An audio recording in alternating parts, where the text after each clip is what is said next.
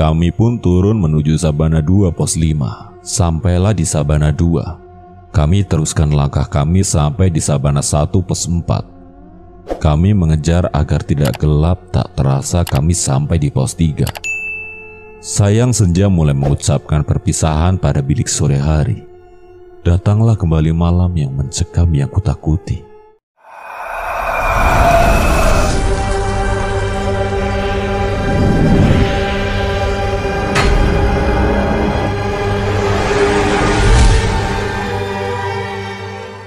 Perkenalkan, nama saya Bila. Ini adalah pengalaman saya di Merbabu. Tepatnya di bulan 8 sebelum acara pendakian, saya diajak ke Merbabu. Ada tantangan tersendiri nanjak atau naik gunung di malam 1 Suro yang tepat di bulan 9. Saya sedikit ragu sebenarnya, karena saya cukup peka dengan hal-hal berbau mistis. Sebelum acara pendakian, jauh hari kami sudah ramai membincangkan acara ini di grup pendakian kami. Awalnya banyak yang mau ikut, tapi kemudian terpecah karena ada sebagian dari kami malah memutar haluan ke Gunung Lawu. Mohon maaf sebelumnya, cerita ini bukan untuk menakuti bagi pendaki, tapi sebatas sharing pengalaman, adapun lokasi base camp dan lain-lain akan kami samarkan demi kenyamanan mendaki di gunung ini. Malam ini adalah malam 1 Suro. Malam yang cukup sakral di adat Jawa karena eksistensi bagi goib dan kasat mata. Saya mendaki bersama 3 rekan saya, yaitu Ricky, Lukman, dan Agus. Kami berkumpul di daerah K sesuai mepo yang sudah direncanakan. Dari daerah K, kami naik motor menuju BC yang berada di lereng Merbabu. Perjalanan begitu menyenangkan, senang, riang, gembira, padahal waktu itu hampir bersamaan dengan fenomena Super Blue Blood Moon. Kalau tidak salah, menuju ke arah lereng gunung tersebut, kami berhadapan dengan tikungan tajam, turunan dan jalan menukik yang sangat ekstrim. Karena sebagian tidak ada pembatas jalan, langsung berhadapan dengan jurang. "Bulannya gede banget ya, Bil?" ucap Ricky kepada aku. "Iya bang, gede, bagus." Bulan sangat mencolok rula besarnya, ditambah udara dingin pegunungan, sungguh komposisi yang menegangkan sebenarnya. "Bang, tolong jalan lebih cepat," ucapku sambil menyuruh. "Ada apa toh, Bil? Pokoknya lebih cepat." Ricky pun menuruti ucapanku diiringi di belakang oleh Agus dan Lukman. Ricky masih bingung dengan permintaan saya, tapi Ricky paham jika saya bertingkah aneh pasti ada sesuatu yang saya lihat. Ya, saya melihatnya. Sesosok perempuan berjubah putih dan berambut panjang di pinggir jalan. Perempuan itu melambaikan tangan. Bahkan melihatnya dari jauh saya pun tak ingin, maka saya menutup muka. Lambaian tangan begitu lemah gemulai, serasa ingin meminta tumpangan kepada kami. Lupakan. Kami pun hampir sampai di dekat base camp. Tapi jalan masih 3 km lagi. Jalan dengan tanjakan super ekstrim harus kami hadapi. Di sana hanya terbentang terasering kebun di lereng gunung. Singkat cerita, sampailah kami di base camp dan sudah menjelang malam. Kami bergegas mendaftar karena sistem online. Kami juga was-was tidak dapat antrian untuk nanjak karena sepi ramai di sini. Setelah kami memarkir motor, tarif parkir motor yaitu Rp5.000 di sini. Kami melanjutkan naik menuju pos pendaftaran yang berada di atas. Tarif di sini Rp15.000 per orang. Itu pun harus booking online jika tak mau mengantri terlalu lama. Sebelum melanjutkan langkah kami diharuskan mengikuti briefing, di antaranya cek perlengkapan, tenda, matras, sleeping bag, senter, jaket, P3K, kompor dan alat masak, sepatu atau sandal gunung. Yang kedua logistik, air minum minimal 3 botol besar. 3, dilarang keras membawa tisu basah. Briefing sudah dilakukan, kami dihimbau berhati-hati dan diminta membawa sampah kami turun kembali. Tapi penjaga pos tiba-tiba berbisik pada Ricky dan saya sedikit mendengarnya. "Hati-hati kalau lihat apa saja, jangan dihiraukan. Lanjut jalan terus, jangan rehat terlalu lama." Sontak Ricky langsung pucat dan agak merinding, begitupun dengan saya.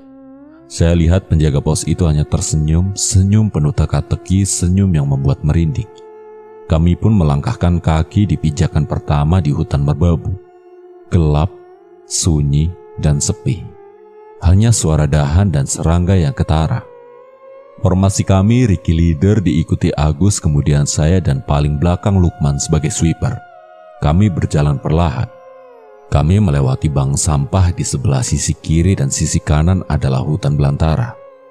"Luk, jangan tarik-tarik rain coverku toh, Luk," ucapku pada Lukman karena serasa ada yang menarik tas saya dari belakang. "Ora yo, gak aku tarik. Orang aku di sampingmu bawa trackpole sama air mineral." Benar saja. Lukman semua tangannya memegang trackpole, tongkat bantu pendakian dan air mineral. Saya pun diam saja tidak membahasnya lagi. Tapi ada yang menarik rain coverku lagi dari belakang dan tubuh serasa berat. Aku pun menoleh perlahan-perlahan ke belakang dan ada sosok yang menarik rain coverku. Perempuan berjubah putih, mukanya pucat, berambut panjang, tangannya membiru. "Astagfirullah," ucap batinku sedikit kaget. Aku berjalan dengan gemetar, aku tundukkan kepala dan terus melangkah ke depan. Kami pun berjalan dengan trek naik turun, tapi masih sekiranya banyak landainya. Tak terasa 1 jam lebih kami berjalan sampailah kami di pos 1. Dan berawal dari sinilah perjalanan malam berbintang berubah menjadi malam mencekam. Kami memutuskan sejenak istirahat di sini, sekedar minum dan menghela nafas. "Lu, jangan istirahat di pohon itu," ucapku pada Lukman karena saya merasa di situ tidak boleh untuk beristirahat. "Kenapa toh, Bil? Pokoknya jangan di situ." "Halah, gak apa-apa, Bil," jawab Lukman santai. Aku pun kesal dan membiarkan Lukman istirahat di pohon itu. "Itu ada tenda di dekat pohon gede itu," ucap Ricky sambil menunjuk ke arah tenda yang memang ada di dekat pohon besar. "Coba dicek aja. Disapa, siapa tahu kita ditawari kopi." Ucap Agus sedikit tertawa. Ricky dan Agus pun mendekati tenda itu. "Mas, Mbak." Aneh, tidak ada yang menjawab padahal ada 2 tenda di situ. "Coba didekati, dipanggil dari depan tenda." Ucapku, mereka berdua pun memanggil lagi. "Mas, Mbak." Tak ada sautan. Ricky pun membuka tenda tersebut dari depan. Dan ternyata "Tidak ada siapa-siapa di sini." Ucap Ricky. Aku langsung merinding, semua bulu kuduku serasa berdiri, ditambah udara dingin dengan hawa udara yang sama sekali tidak enak. Mistis horor suasana di pos 1 ini. Aku pun melihat Lukman karena dari tadi tidak ikut bicara. Kulihat Lukman tertidur, tapi di atas Lukman ada kain putih begitu panjang, hampir saya melihat ke atas tak ada ujungnya. Dan seperti bergelantungan, bawahnya seperti kepala dengan rambut panjang, menempel di pohon ingin mendekati Lukman. Lukman, bangun, ayo lanjut." "Iya, Bil," jawab Lukman langsung terbangun berdiri mendekati kami. Kulihat sosok itu langsung memandangku dengan kengerian dan senyum menakutkan. "Ayo lanjut," ajak Ricky. Kami melanjutkan perjalanan lagi. Sekian jam kami berjalan, kami terus saja diikuti dari belakang sosok perempuan berjubah putih. Sampailah di pos 2. "Bang, kita bongkar tenda di sini aja ya. Apa ndak kelamaan nanti kalau mau attack summit ke puncak?" ucap Ricky sambil bertanya. "Enggak, nanti aku bangunin jam 5 pagi." "Ya udah." Kami pun mendirikan tenda di pos 2, dekat pohon rimbun dan ilalang di sisi belakang. Kami mendirikan tenda dengan posisi berhadap-hadapan. Sialnya saya harus di tenda sendiri karena saya cewek sendiri dan yang lain tidak enak jika tenda dengan cewek. "Bang, aku masak sendiri, aku takut." "Gak apa-apa, Bil. Masa aku nemeninnya ndak bisa?" jawab Ricky. Dan yang lain pun juga berkata sama dengan Ricky, merasa tidak enak jika tenda berdua dengan cewek. Kemudian kami tidur di tenda masing-masing, mereka di tenda bertiga dan saya sendiri. Udara kian menusuk, mungkin saya rasa udara sudah mendekati -derajat. Karena ingus tak hentinya keluar dari hidung, dan embun pun sudah menjadi es. Saya putuskan untuk tidur. Saya pun tidur sendiri menghadap ke kanan. Udara saya rasa menembus tenda, dingin tapi lama-lama gerah, panas. Saya terbangun dan berbalik menghadap kiri. Dan saya lihat sesosok yang melotot dengan mata hitamnya. Sosok dengan wajah melepuh hitam membusuk. Sosok dengan kain putih kotor bercampur tanah.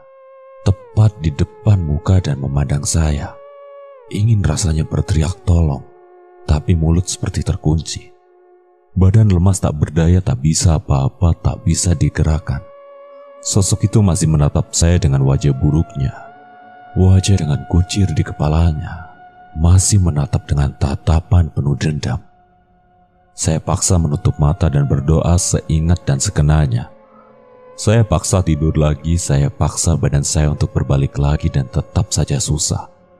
Di doa saya kemudian badan mulai bisa digerakkan dan saya tertidur pulas. Pagi pun datang, suara riuh tetangga tenda mulai berkicau ingin berburu sunrise. Para pejuang senja mulai berbondong-bondong melantunkan jejak kaki dan debu bertebangan. Sesak, perih, dan kotor, itu sebuah bonus. Saya masih teringat kejadian tadi malam, apakah sosok itu masih di belakang. Perlahan-perlahan dan perlahan, saya coba membalikkan badan dan alhamdulillah sosok itu sudah tidak ada. Saya merasa lega. Saya kemudian meraih resleting pintu tenda. Baru juga separuh pintu terbuka. Di depan tenda teman saya sudah ada perempuan berjubah putih duduk tersipu malu. Hanya diam seperti merenung. Kututup lagi tenda dengan perlahan. Saya sedikit mundur. Tapi ada yang mengganjal tubuh saya. Saya menengok ke belakang dan dia adalah perempuan tadi. "Ah, Bang Riki!" teriakku sampai Riki, Lukman, dan Agus masuk secara paksa di tendaku. Aku menutup muka, aku takut dan syok. "Bil, kenapa? Itu di depan tendaku. Nggak ada apa-apa, Bil. Yaudah ya masak. Habis ini naik lagi," ajak Agus. Saya pun ditenangkan oleh mereka sembari bercanda dan membuat sarapan berupa bubur dan mie instan. Tapi sialnya, perempuan berjubah putih itu masih di sekitar tenda kami. Serasa betah sekali menunggu kami, terlebih saya pribadi. Selesai sarapan dan lain-lain, kami putuskan untuk melanjutkan perjalanan menuju puncak. Tenda tetap berdiri dan kami tinggal, tapi kami gembok resletingnya jaga-jaga jika ada orang jahil mau mencuri apapun di tenda kami. Dari pos 2 menuju pos 3 memakan waktu 1 jam lebih karena medan yang sangat amat menanjak dan cukup curam. Tapi jiwa kami tetap berkobar menyala meski hembusan debu selalu menerjang tubuh kami. Sampailah di pos 3, kami masih menemui tanjakan setan menuju pos 4, Sabana 1. Tanjakan sangat vertikal dengan kecuraman yang lumayan. Jika melihat ke belakang, kita akan melihat gagahnya Gunung Merapi yang terkenal itu. Dapat ditempuh 1,5 jam. Sampai di pos 4 Sabana 1, kami bisa bernafas lega. Pemandangan sangat menawan meski sedang musim kemarau kala itu. Edelweiss masih tumbuh subur dan indah. Bunga lambang keabadian hanya bisa difoto, tidak untuk dipetik. Jangan meninggalkan apapun kecuali jejak. Jangan mengambil apapun kecuali foto. Jangan berkata kasar atau sembarangan kecuali berzikir atas kebesaran semua ciptaannya. Sampai di pos 4 kami bertemu dengan pendaki dari kota es. Mereka mengajak kami untuk bareng menuju puncak. Tapi lagi-lagi kita berhadapan dengan tanjakan setan, atau sering disebut dengan jembatan setan merbabu, karena memang setan sekali tanjakan ini. Dari pos 4 ke pos 5 Sabana 2 menempuh waktu 1 jam lebih. Di sana tempat camp favorit juga, tapi cukup mistis dan misterius bagi saya, karena saya pernah mendengar cerita langsung dari mulut Balakarsa saat acara di tempat kami. Ini sudut pandang Bila. Di pos 5 Sabana 2 dapat kita lihat sabana membentang luas. Jika di musim penghujan, sabana di sini sangat menghijaukan mata. Bahkan ingin berlama-lama di sini dan tak ingin lanjut ke puncak jika sudah sampai di Sabana 2. Di atas pos 5 bisa kami lihat langsung merbabu, yaitu puncak Genteng Songo dan sebelahnya puncak Triangulasi. Tapi semua tidaklah mudah karena kami harus berhadapan dengan tanjakan mesra atau tanjakan cinta. Di sini mungkin banyak pendaki yang emosi karena sedikitnya ada pasangan pendaki yang naik di tanjakan ini bergandengan tangan. Tanjakan Mesra Merbabu menuju puncak, tapi setelah itu pasti melewati Pasar Setan atau Pasar Dieng Merbabu. Setelah dengan sekuat tenaga kami berada di bayang puncak triangulasi dan Genteng Songo di bawah Pasar Setan, sambil memandangi sekitar dan gagahnya Gunung Merapi yang mengintip Gunung Merbabu dari kejauhan. Singkat cerita, kami sampai di puncak Genteng Songo dan kami berfoto-foto dengan pendaki kota es, puncak Genteng Songo. Tapi tak begitu lama, karena sudah menunjukkan pukul 2 siang, kami memutuskan untuk turun. Bang, ayo turun, nanti pasti kita sampainya base camp malam. Ya udah, ayo Bill turun. Kami pun turun menuju Sabana 2, masih dengan pemandangan yang enggan untuk cepat pergi dari sini. Tapi apalah daya, semua sirna karena ketakutanku pada malam hari. Kami pun turun menuju Sabana 2 pos 5. Sampailah di Sabana 2. Kami teruskan langkah kami sampai di Sabana 1 pos 4. Kami mengejar agar tidak gelap, tak terasa kami sampai di pos 3. Sayang senja mulai mengucapkan perpisahan pada bilik sore hari. Datanglah kembali malam yang mencekam yang kutakuti.